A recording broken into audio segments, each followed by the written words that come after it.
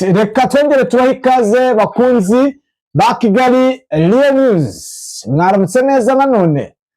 Ni igitondo n'ubundi cyo kuri uyu wa gatanu mu mpera z'icyumweru ndetse bikaba ari mu mpera z'ukwezi kwa kabiri, aho imirwano yongeye kubura nyuma y'uko bemeza agahenge kakavamo ibikorwa karundura simusiga mu bice bigiye bitandukanye. Tugiye kureba updates z'aka kanya aho ibintu bikomeje gukara ku butaka bwa Repubulika Iharanira Demokarasi ya Kongo. Ni mu wundi rero tuze kwakira umuroko informa aduhide nido atubwira uko Sud Kivu byifashe ndetse na Nord Kivu. Turareba hamwe page ikomeye y'uburyo ki ihuriro rya AFC ryafashe umugambi karundura wo gukomeza kurwana mpaka noneho aho bari bararekeye kuba wenda bafata ibice, aho abafite umurongo mugari wo gufata ibice. Ese barabigeraho? Ni mu gihe kandi turi burebe ibihugu birenga bitanu byose byishoye mu ntambara hano muri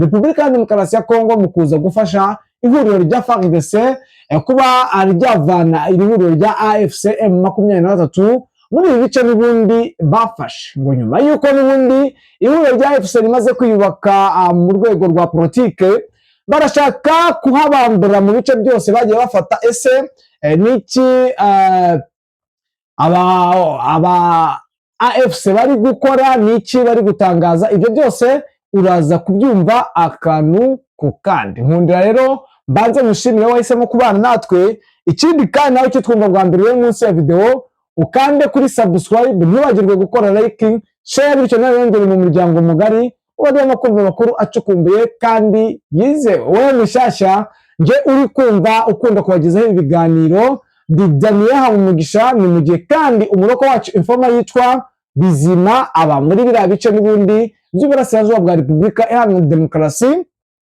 ya Kongo. Tutaratindiye rero n'ubundi ikiba cyatuzanye no kumenya ibyo n'ibyo y'ako kanya, ntabwo tuba tubazaniye muranzi niba biri kubera ku mirongo y'imbere y'urugamba nuko situation n'ishusho iri muri biriya bice. Ku murongo wa telefone reka twakire Bwana Bizima. Bwana Bizima, wongeye kuramuka neza? Yego, waramutse neza. Waramutse ute Bwana Bizima? Amahoro ndakomeye cyane. Duheruka kuvugana mu rukerera rwo ku rw'uyu munsi n'ubundi urimo mbwira uko situation imeze, abakunzi bacu ikiganiro bacyumvishe. Sahi rero mbwira uko situation ihagaze.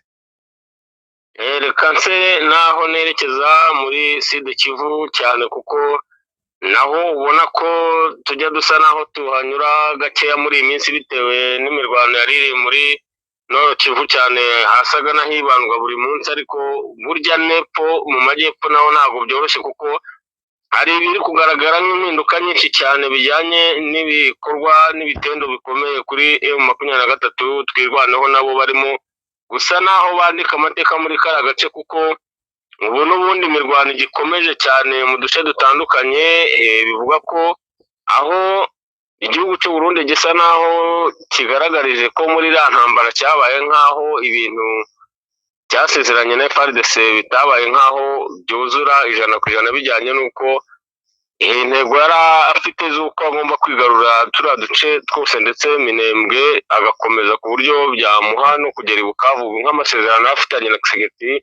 Babonye ko bitubahirijwe, rero hari icyabaye nk'impinduka cyane bijyanye na Perezida Kisegeti, ubona ko agenda yiyambaza ibindi bihugu bitandukanye hirya no hino bitewe n'imirwano abona umusaruro wayo ukungana. Ubu imirwano isa naho yahinduye isura muri kano gace, kuko neva n'umujinya mwinshi w'icyo kintu yahuye nacyo akabona ko bidashimishije uriya mugabo ugaragara nk'inshuti ye.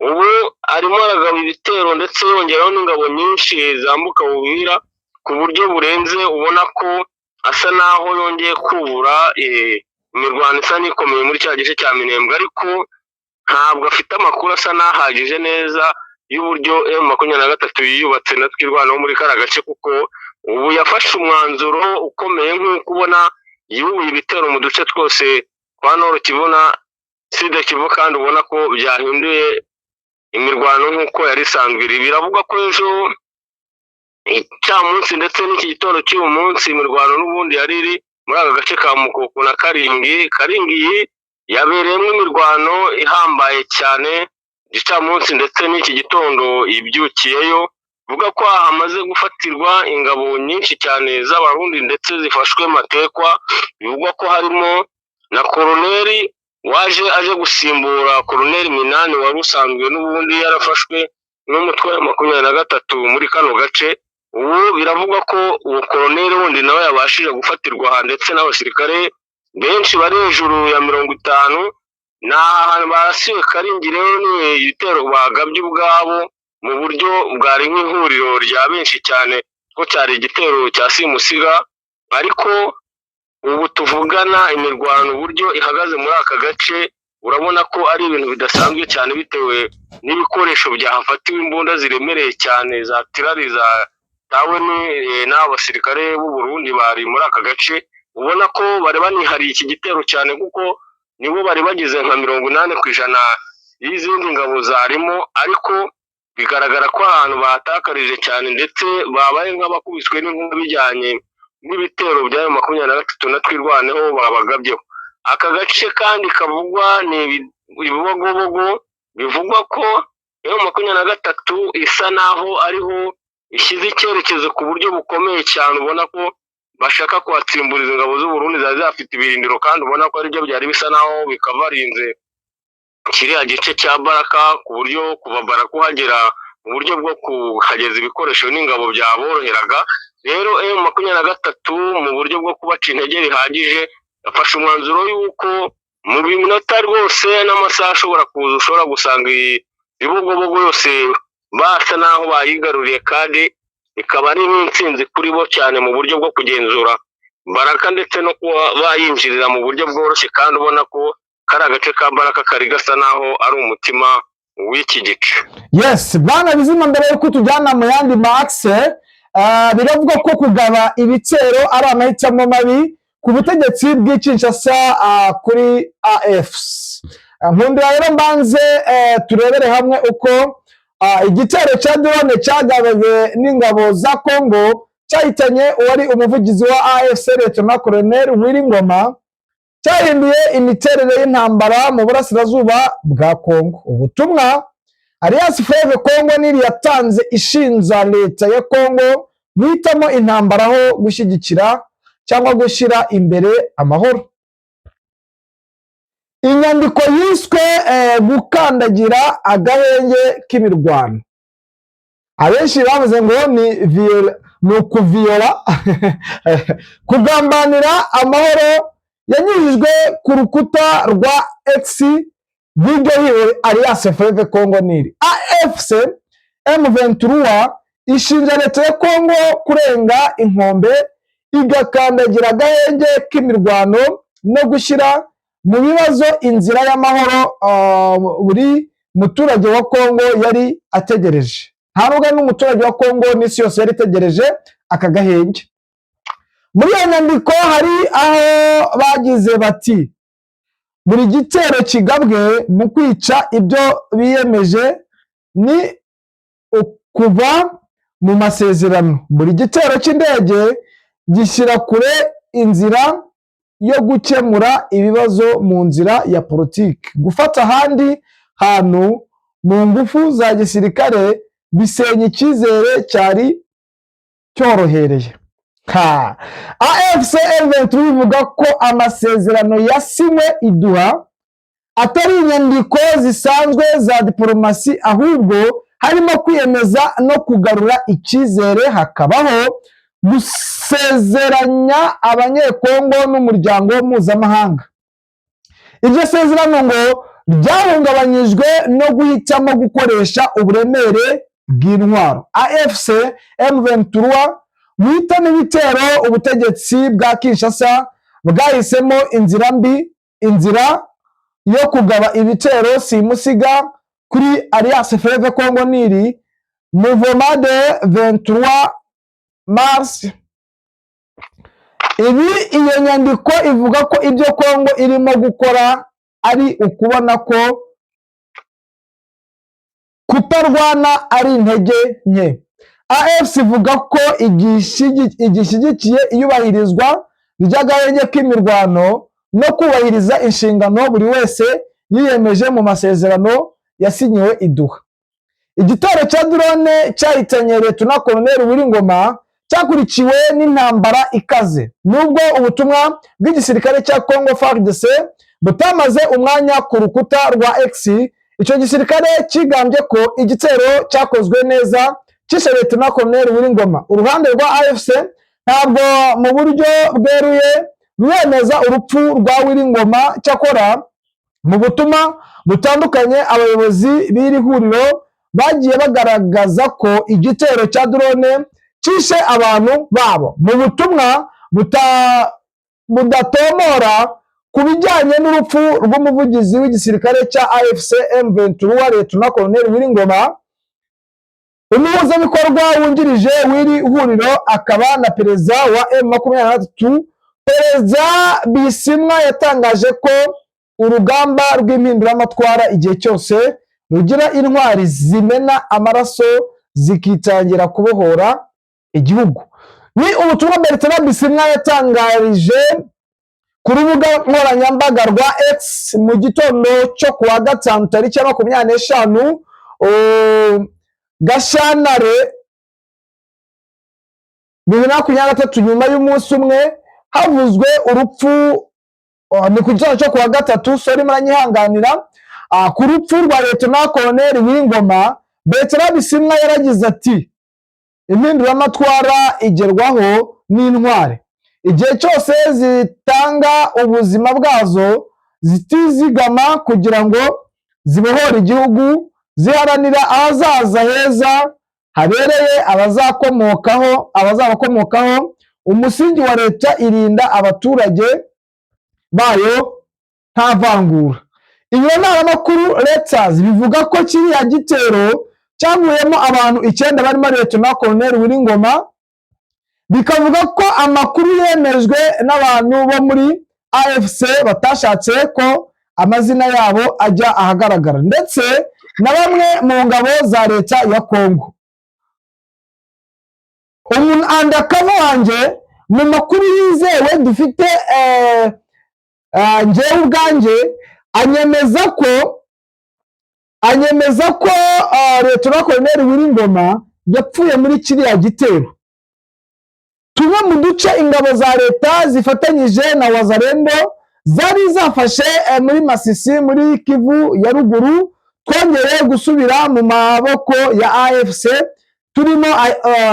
turimo akitwa Kisenyi, Katobotobo na Ruke.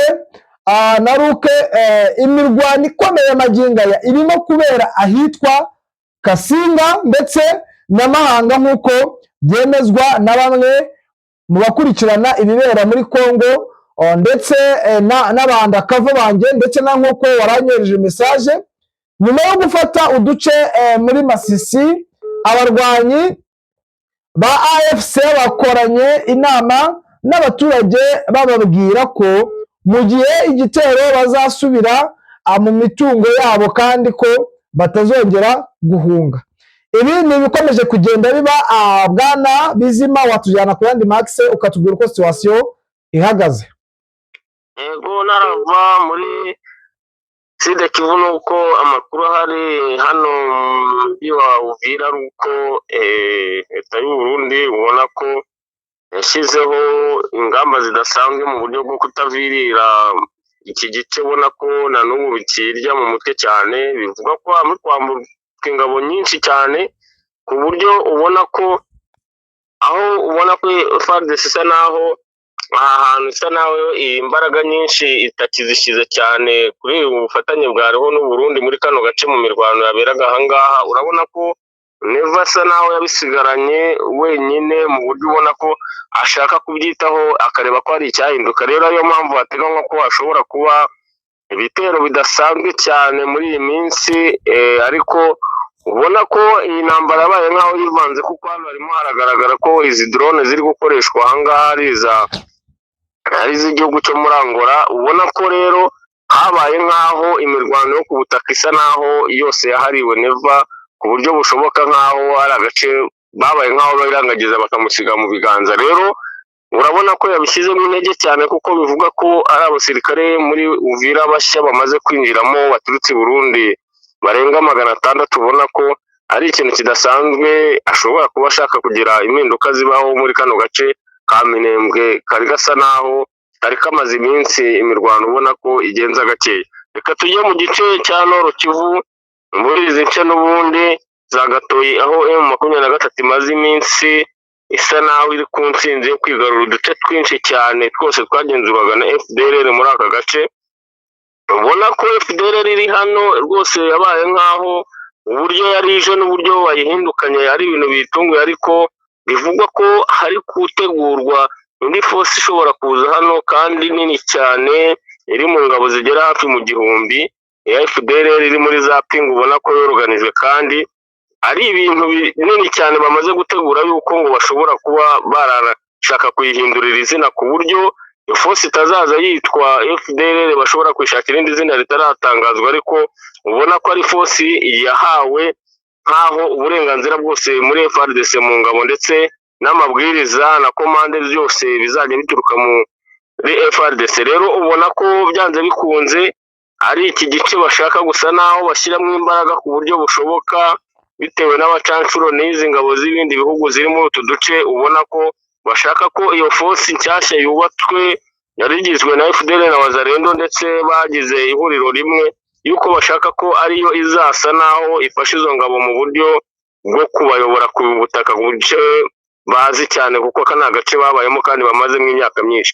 Imirwano rero n'ubundi ikomeye nyuma yo kwigarura utu duce iri muri izi nce z'amahanga, bivuga ko muri iki gitondo cy'uyu munsi n'ubundi kirimbanyije cyane, ariko ku makuru neza mfite atangwa n'abaturage bahari baravuga ko mu duce tumaze gusa naho tugenzurwa na M23 harimo operasiyo zikomeye cyane ziri gukorwa inyuma, ubona ko ariyo mpamvu bafite icyizere ko uduce bari gufata tudashobora kuzongera gutakazwa kundi bitewe n'imbaraga bari gushyiramo zijyanye n'umutekano na security ishoboka yose, yuko nta mwanzi basiga inyuma, kuko uzi ko yaba FARDC na FDLR muri utu duce aho barwaniye hose iyo babonye batsinzwe urugamba benshi biyambura imyenda kuko harimo ababa bahavuka baba muri Wazalendo.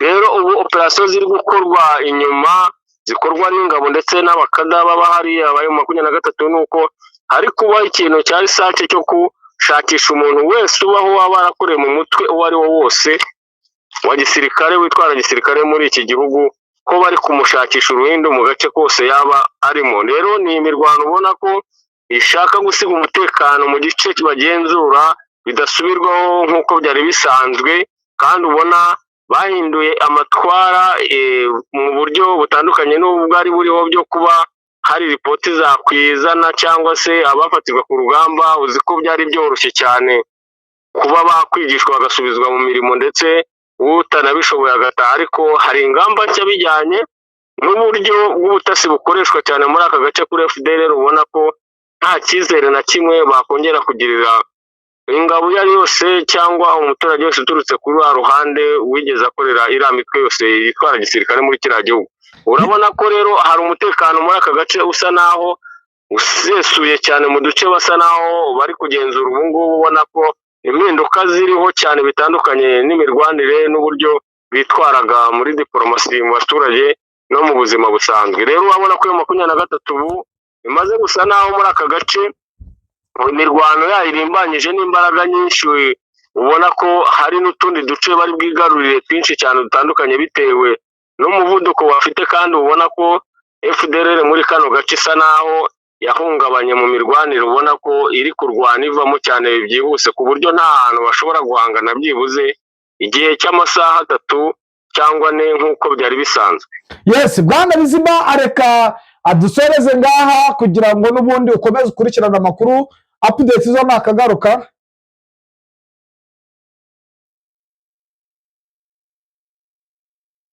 Halo? Ndakumva. Nagira ngo mushimire byimazeyo, ukomeze uturebere uko situation zihagaze update zo nakagaruka. Yego yego. Namwe bakunzi ba Kigali Real News, reka tubashimire tubifuriza amahoro n'amahirwe mu byo mukora byose, twihanganisha bikomeye abarwayi ndetse n'abari muri zone z'intambara. Ciao, Imana ikomeze ibane namwe.